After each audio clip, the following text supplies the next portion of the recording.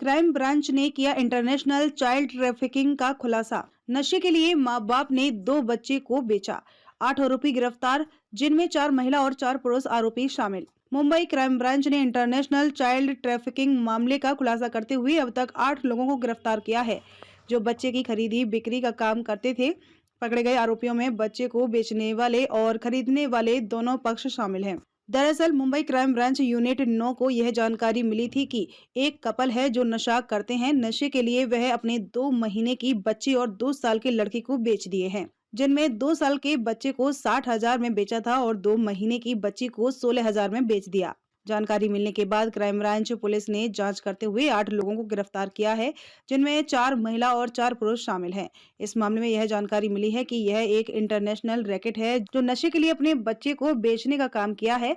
पकड़े गए आरोपियों में जो बच्चे को खरीदते थे, वह भी ज्यादा दाम लगाकर दूसरे गैंग को बेच देते। फिलहाल अब तक क्राइम ब्रांच पुलिस ने अब तक 2 बच्चे को सही सलामत रेस्क्यू कर लिया है, जबकि अन्य 6 बच्चे को रेस्क्यू करने का प्रोसेस जारी है। क्राइम ब्रांच यूनिट 9 ने अंधेरी के DN नगर पुलिस स्टेशन में धारा 370 4 5 व 34 के तहत मामला दर्ज किया है। क्राइम ब्रांच यूनिट 9 को जांच के दौरान यह जानकारी मिली है कि अब तक 8 बच्चे की खरीदी बिक्री हुई है, लेकिन यह गैंग बच्चे को कहां लेकर जाते थे और बेचते थे, इसकी जांच जारी है। क्राइम ब्रांच यूनिट 9 को एक इंफॉर्मेशन मिली थी कि एक हस्बैंड वाइफ हैं जो नशा करते हैं और नशा के लिए उन्होंने अपने 2 बच्चों को बेचा है, जिसमें से एक अभी 2 साल का है और एक नवजात शिशु है जो करीब 2 महीने की है।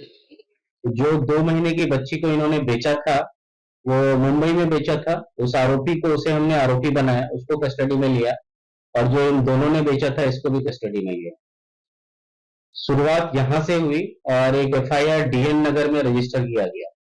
उसके बाद आगे और भी इसमें आरोपी मिले और ऐसा पता चला कि एक ऑर्गेनाइज्ड रैकेट की तरह चल रहा है और इसमें बहुत सारे आरोपी इंटर स्टेट लेवल पे काम कर रहे हैं।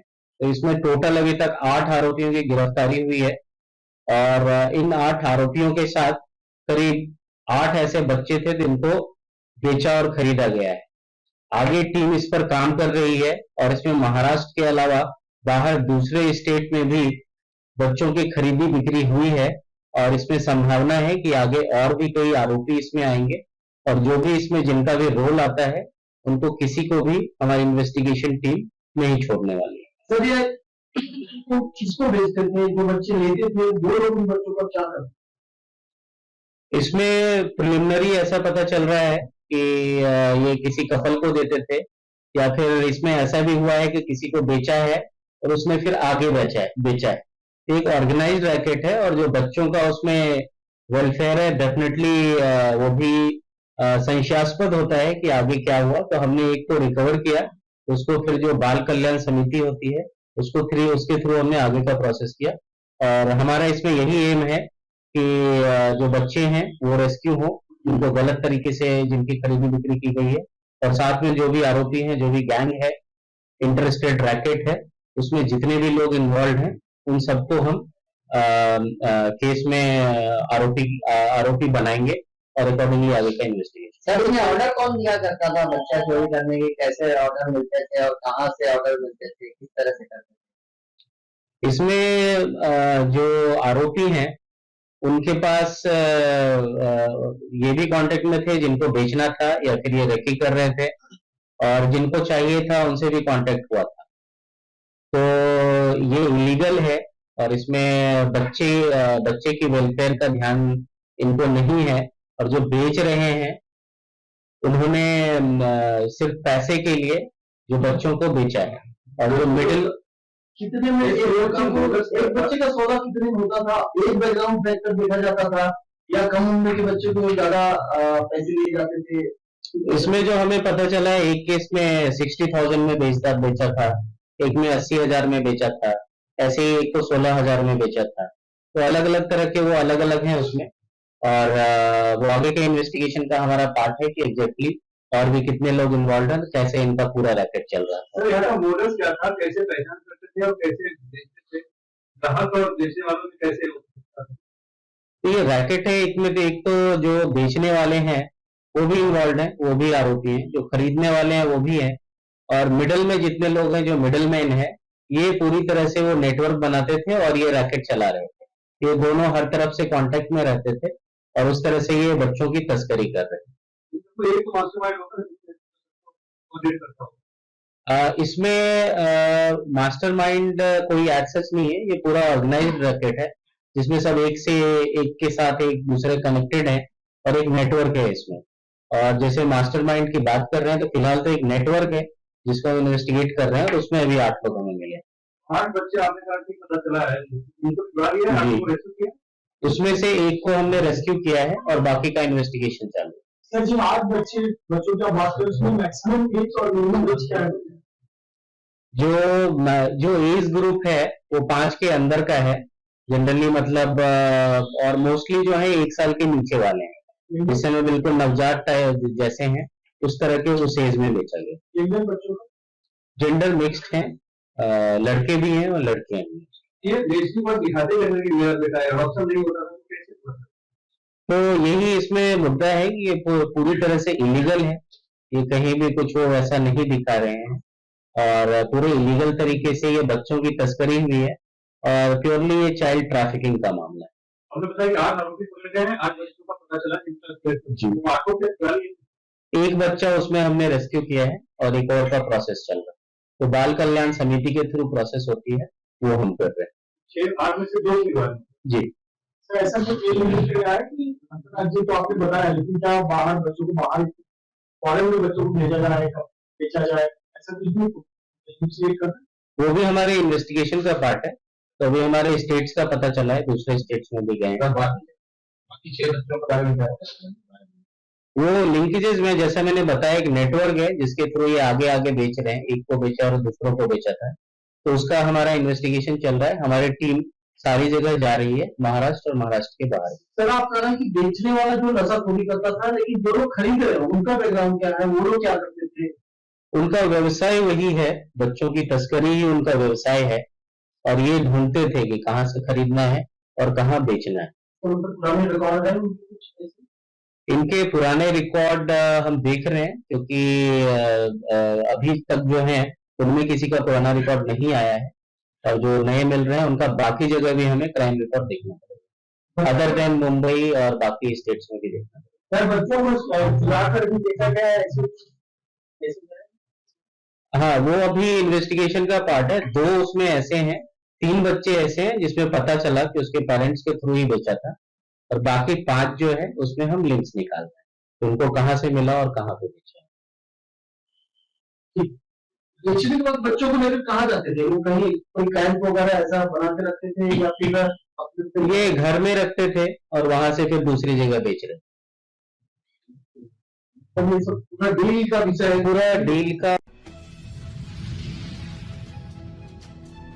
23 साल पहले दोहरे हत्याकांड के फरार मुख्य आरोपी गिरफ्तार।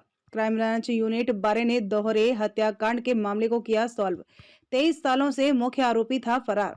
2001 में मुख्य आरोपी यशवंत बाबूराव शिंदे की प्रेमिका की शादी उसके माता पिता ने प्रेमिका की शादी किसी और के साथ तय कर दिया था, जिसका बदला लेने के द्वेष में आरोपी ने प्रेमिका के माता पिता को उनके होटल गुडलक हनुमान चाल क्रांति नगर कांदिवली पूर्व में सोए हुए थे, जिसमें आरोपी ने अपने साथियों के साथ मिलकर होटल में पेट्रोल डालकर जला दिया था, जिससे प्रेमिका के माता पिता का बोरीवली पश्चिम भगवती हॉस्पिटल में इलाज के दौरान मृत्यु हो गई थी। कुरार पुलिस ने हत्या का मामला दर्ज कर आरोपी की तलाश शुरू की। जांच में 3 आरोपी मोहिद्दीन, चांद पाशा शेख, नागनाथ मोहन राव तेलंगे और व्यंकट बाबूराव पाचावाड़ को गिरफ्तार किया गया है, लेकिन मुख्य आरोपी यशवंत बाबूराव शिंदे फरार हो गया। काफी तलाश के बाद भी आरोपी नहीं मिला। आरोपी अपने मूल गांव लातूर भी नहीं जाया करता था।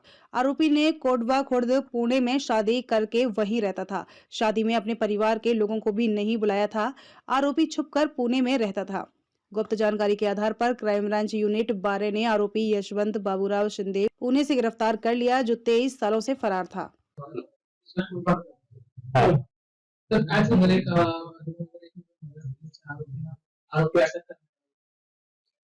युनिट 12 क्राईम ब्रांचने 2001 मध्ये दाखल झालेल्या एक मर्डर केसमध्ये जे मुख्य आरोपी होते त्यांना अटक करण्यात आलेले आहे तर मध्ये 2001 मध्ये एक जे आरोपी आहे त्यांचे एक प्रेम संबंध होते आणि त्यामध्ये त्यांना असा अ, अ, ते असं झाले की जे ज्यांच्यासोबत प्रेम संबंध होते त्यांची आई आणि वडील त्यांनी दुसरे करून त्यांचे लग्न फिक्स केले आणि त्यानंतर त्यांनी त्यावर त्यांना राग आले आणि त्यांनी दुसरे साथीदार सोबत मिळून आणि जे पॅरेंट्स होते आई वडील होते मुलीचे त्यांना जाळून टाकलेले होते आणि त्यापासून ते फरार होते.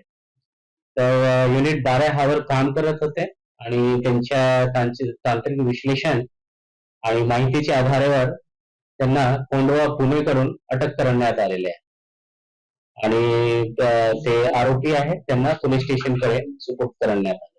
तर हा आरोपी त्याचा काय ओळख करून ते बाहेरचं नाव या तर ह्यांनी नाव पण चेंज नाही केलेले होते, सेम नावाने ते राहत होते आणि मूळ गाव जे आहे त्यांचे लातूर होते आणि ह्यांनी एक दुसरे लग्न वगैरे केल्यानंतर आणि त्यामध्ये पण त्यांचे आई वडीलला नाही बोलवले होते त्यांनी. हा, आरोपी मोबाईल वगैरेचा वापर करत होते आता आणि पण जे लग्न त्यांनी केले त्यामध्ये पण आई वडीलला नाही बोलवले होते आणि ते लपून असेच लपून राहण्यासाठी लातूर त्यांचे मूळ गाव आहे तिथे पण जात नव्हते तो आणि मुंबईला तो नाही आलेला. तर जे टीम होते 12च्या त्यांच्याकडे माहिती मिळाली होती आणि तसेच आता 2001 खूप 22 वर्षापूर्वीची घटना झाली तर आता जे नवीन इन्फॉर्मेशन होते त्या बेसिसवर त्यांना डिटेल करण्यात